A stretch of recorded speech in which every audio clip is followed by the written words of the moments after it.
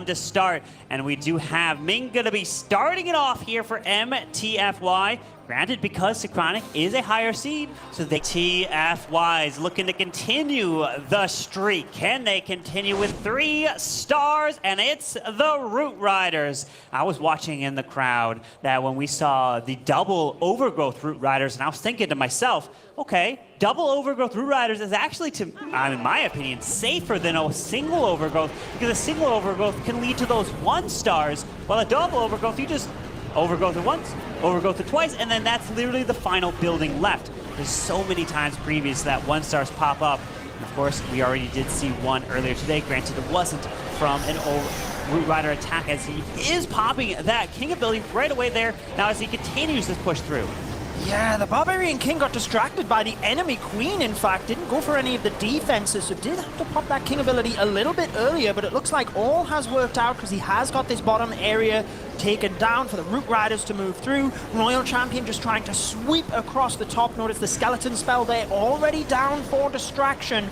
Really well versed with this strategy, Carbon. Absolutely, continuing the push through. Doesn't have to worry about the King's ability, Earthquake, who's opening the Town Hall compartment, because you got the Root Riders. They will be able to push their way through, but now pairs in that overgrowth so that you don't have to push through the Town Hall explosion and deal all of that damage. So he continues through, did clip the Monolith as he's slowly pathing his way towards the Tesla Farm, the multi, and that Town Hall is the last building that will go down. Exactly, like you said, just not taking the damage of the poison, but then also there's no defenses behind the Town Hall, wiping you out whilst you're slowed down. We still got the Royal Champion ability here to try and ping through these last couple of defenses. She is gonna get taken down by the Town Hall. A bunch of Valkyries and Root Riders, though, will be able to finish this one off. We do have that P.E.K.K.A. and a Super Barbarian moving to the Town Hall, and this will be good to get a 3-star. Well done. M.T.F.Y. starting it off with the triple. Gonna put some pressure onto Synchronic now. Certainly. Opening out with that M.T.F.Y. be able to continue 3-starring like this, then gotta say, the pressure would be mounting a fairly decent. Yeah, now with Simon attacking next, when they qualified, Simon was hitting at an 86% stats in the world, but when it comes down to the big stage, this is when it matters. He delivered in that first matchup. What will their strategy be here? Do they just keep going with that Electro Titan and Super Barbarian approach? Seemingly, they were attacking a wide variety of base layouts with it. Yeah. They certainly do. They're coming at it with this one, too. The Electro Titans bringing it back. It looks like they're sticking with it. I'm going to be really curious if they continue to bring it back on Sunday when teams that are not playing here today take notice and maybe try to replicate something and start testing other bases for this strategy. But we're going to see Simon continue to push his way through. We've got a Grand Warden with a couple of Druids in the mix. The King's going to be able to jump this wall and then pair in a potential King's Earthquake Boots later, but you're going to have to pop a Warden, a Turtle, Tome. Let's see, he's hanging on for as long as possible with it.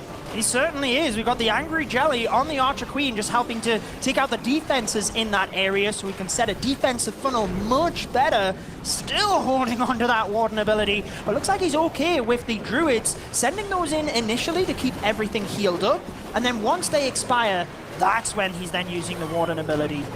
Very nice there as the Queen ability also goes off to the far left side. We got the Super Barbarian sprinkled around the right side, taking out the Arch Tower, but we are fighting spring traps left and right there. They keep getting sprung, so the Super Barbs actually lost their push and momentum over there. So that was a fantastic, oh my goodness, even more spring traps. Every spring trap seems to be there. It certainly does, but I want to see how Simon is able to attack here. His Royal Champion was running around in the center of the base there. She was going for the King, then she wasn't, and he was using his spells non-stop, keeping an eye on that.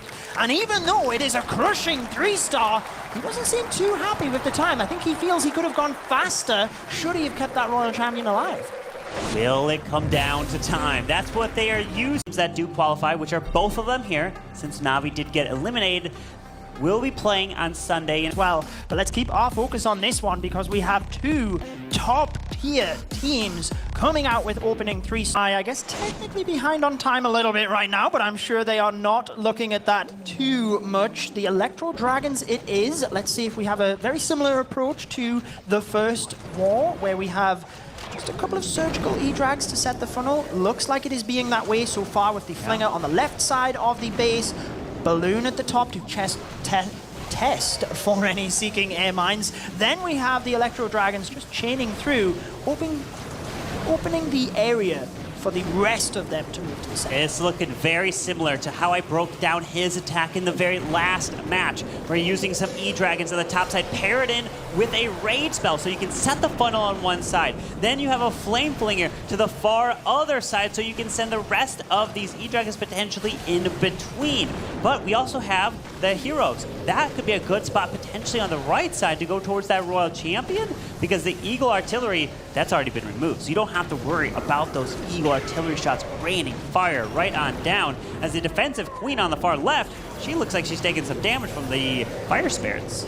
Yeah, I really like the use of that Dragon Rider just mixed in there as well, since it's more defense targeting. Didn't quite get the Expo down, which would have been nice, but certainly the hero is now used on the opposite side. Means it's not going to be the end of the world, as we have the E-Dragons charging towards the center of the base. Majority of his spells left over to support that main push as well.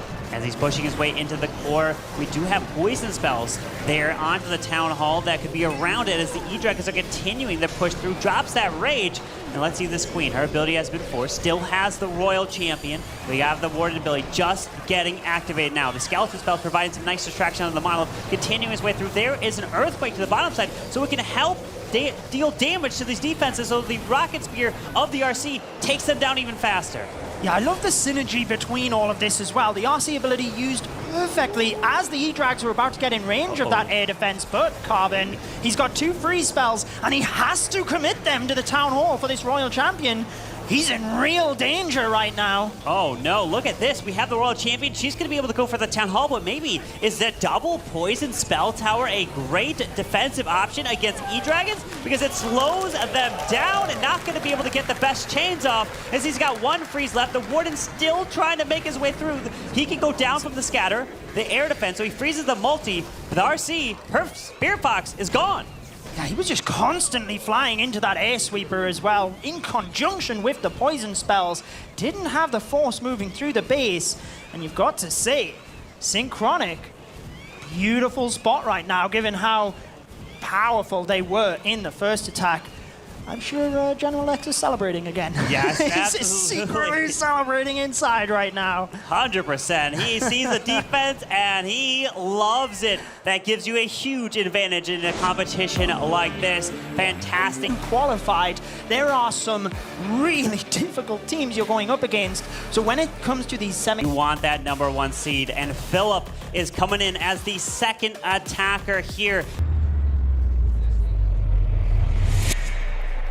And when we asked Philip, if you were to win the World Championship, what would you do with the prize money? And he had an interesting answer. He said, well, he needs to get some better sleep, so he would buy himself a new bed and a dishwasher.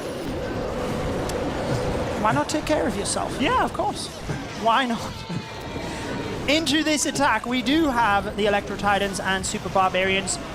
I have to say, I love how they tailor this strategy to the base as well. Sometimes the Queen's used on the flank, sometimes she has the Angry Jelly. They are really just adjusting, so it's not a one set selection of troops. And that's what I like the most about this. The Queen quickly diving into the Town Hall, get that poison out of the way so he doesn't have to deal with it. And we have that nice path into the center for the Electro Titans and the King, where he can then use the Earthquake spell and the Spiky Ball to major damage. And with the Warden ability still in the bag, continuing to push into the middle of the space. There it is, pops it now. And notice we do have the healing effect there that can bring up the HP, and still waiting on that King's ability. And the Electro Titans are making a huge push here. through the middle, and Synchronic is loving it. There's the Earthquake boost. There's the Spiky Ball. Pop CRC as well. Hogs leading out in front, and he has the Queen moving up and around, and Philip is liking this one for a potential another 3-star for Synchronic. So comfortable, and look at the time as well. Pretty much swagging troops at the end there, really just trying to speed it up. And I have to say, I love this from Synchronic. They could comfortably just cruise here, but give a huge shout out to them, and they want to give a huge shout out to their base builders, of course. Leo, Dark, MVP from the previous match of Synchronic can do to help try to defend Cloud. Yeah, exactly. Let's see what they've got indeed. M.T.F.Y with the Super Bowlers. Oh my gosh, continuing with the variety here, yes. Really wanting to make sure, yes, even if they, don't win this matchup, like you said, they are guaranteed to move forward to Sunday. They do not want any team being able to predict anything. Nothing. They are trying to keep all their cards close to their chest here. They want to be able to go into Sunday and deliver the biggest punch they possibly can. So you have no idea what to predict if they can 3-star with any strategy. So as this Queen continues to now charge from this left side, let's see if this Queen is going to be securing the Town Hall. We do have the Mylif. A lot of times when you go into a Mylif, you tend to try to drop a Skeleton spell. I don't see that in this army here. Yeah, I guess he'll probably decide to use either the invisibility spell or the freeze just to guarantee the Queen is going to get that. Quickly dropping the King to try and take down a couple of the buildings down there so that the Archer Queen is focused on the Town Hall. Does have to be quick. A couple of archers getting in his way whilst the Monolith fired, but you see that freeze in combination with the Rage. Town Hall goes down, and now the Super Bowlers, a couple of them look like they're starting to walk. Quickly sends in the Royal Champion to try and adapt. Oh, I love the delay of the Super Bowlers, because what this now does, these Super Bowlers can move straight into the core of the space as long as they do. And I say that, they start walking to the right side, because now that the Town Hall poison's gone, you'll be able to continue through. That's the biggest thing. You don't want to go through the core and they get affected by the Town Hall poison, especially when it slows you down. But he's continuing this push, and let's see if it's got enough power to make its way to the backside, where we still have the Tassels, the Eagle, and multi-arch towers. Yeah, really nice approach, like you said. And despite a couple of the bowlers starting to walk, he quickly used his hero abilities to try and force them back into the center, where you see them now with the jump spell giving access to the backside of the base. We still have the Queen ability, Carbon, despite her being the first troop down, and the Royal Champion ability as well. We still have an Invis to use potentially for that Queen. The Ground Expo on the backside. There's the ability now. When is he going to try to make it invisible? Because the multi-archer tower is picking off the healer one by one, and he does invest it on the real Queen. Because remember, when you use the mirror, you'll have some clone Queens, and if the real Queen dies, the clone Queens will continue to go, but they only have a certain amount of time before they disappear. Yeah, and I think they were starting to move towards those non-defensive buildings on the outside as well. So he was really trying to get that multi-archer tower down, but with the Royal Champion and the Rocket Spear pings through that from a distance. Expo starting to cause a little bit of trouble. The Royal Champion will get that down and should be able to take down these final few buildings in time. As long as he got it with 23 seconds left, I'm looking at the final remaining buildings. The RC goes through, and he's liking it. Just get into the Wizard Tower, the gold storage, and we have a 3-star coming in for M.T.F.Y. Yes, not really too concerned about time, obviously. Just wanting to make sure they reveal your strategy. The other team can't build. They completely trap it differently. Like, there's really almost anything. And these builders and these players with the qualifiers, Mark has been used to always typically attacking towards the end of the match. He's going in third here.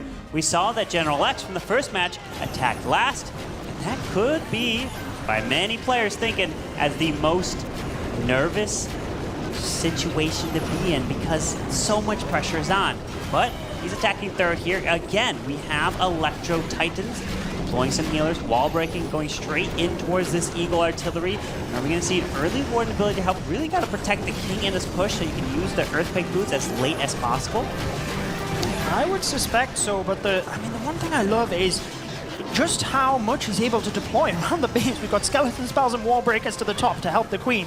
We've got the force down to the bottom with the siege barracks. Then you've got the spells in the center for your electro titan push alongside the king. Jump spell will allow him to jump over towards the single inferno, and then the earthquake boots at that point opens up everything. And alongside the spiky ball, you can one-shot a lot of those big defenses. What a valuable king ability right there, opening up the core of the base, giving him access to the town hall. Valkyries clear that, no problem. Royal Champion ability secures the single target inferno as he continues his way through. And look, we've got the Yak making an entrance. It's been coming really back here into the meta because of how much HP it provides and busts through the walls. And he is celebrating. Well done to you, Mark, delivering a 3-star for Synchronic.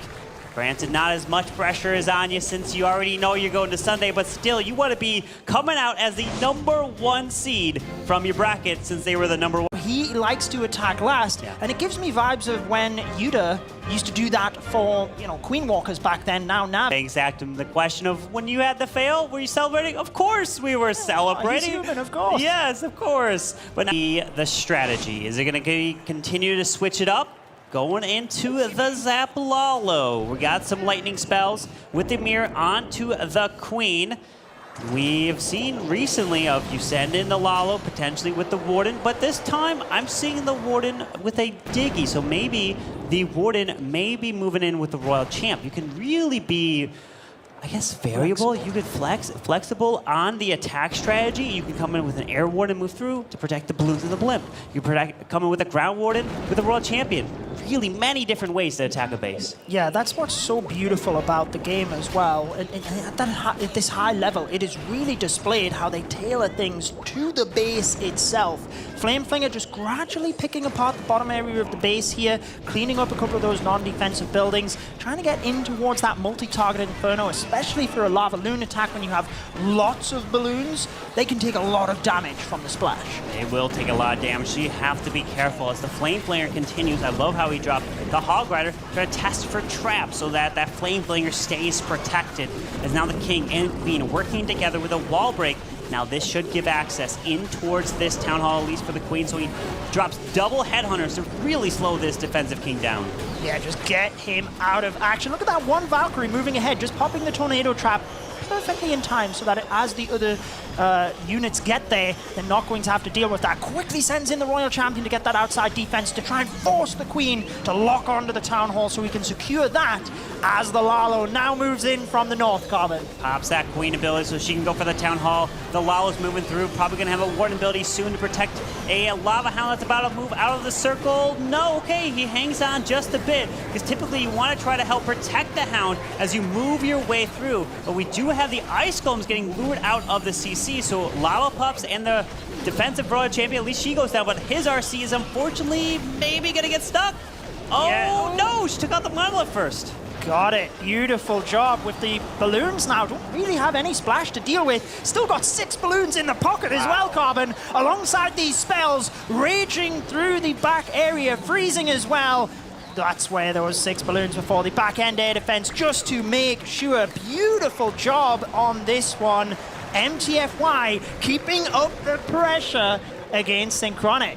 A 3-star, and they deliver. Fantastic attack, breaking this base down. And that's exactly what they can do. Because remember, these wars are only 45-minute wars. If you're typically playing in your 24-hour war, these players don't have much time to plan their attacks. Roughly, the very first attacker only has like 8 minutes. Yep. And you gotta think about those strategies quickly, but I guess as well, it continues throughout the war. It depends on how you... Very useful, because when you all come together for a given week, that's where you can decide, okay, let's make sure that you... Synchronic being perfect today. The only team to be so far. I don't want to jinx them, but hi, General X.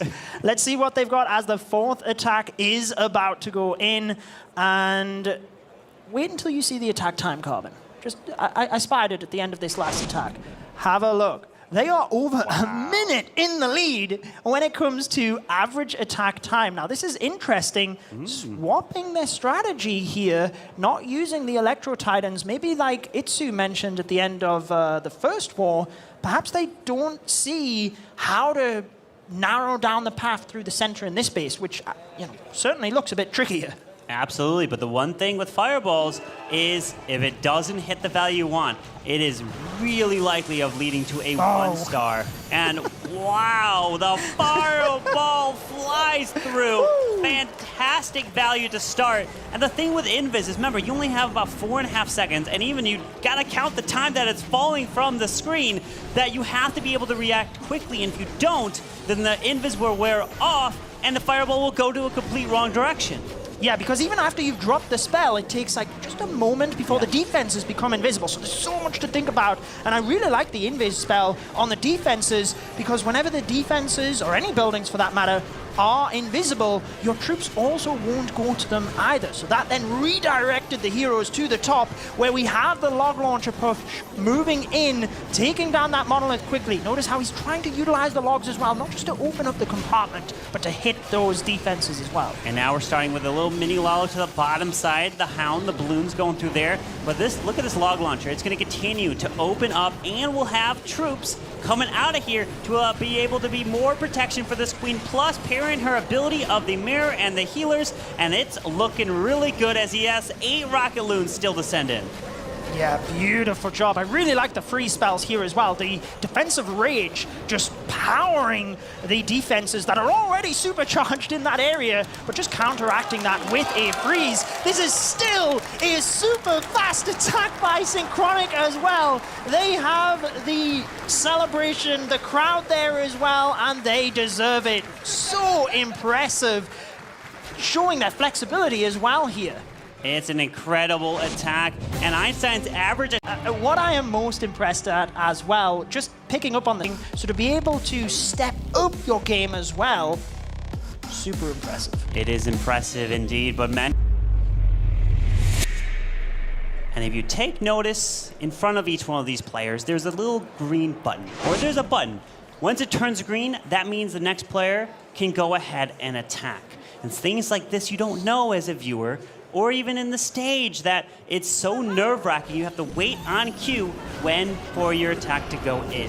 But now it's coming in with the Lalo, coming in with 20 balloons, and it looks like that Queen charge pairing in the Apprentice Warden down to the bottom side, as we're gonna see a Queen charge her way towards this Town Hall potentially. No jump, but 4 super wall breakers.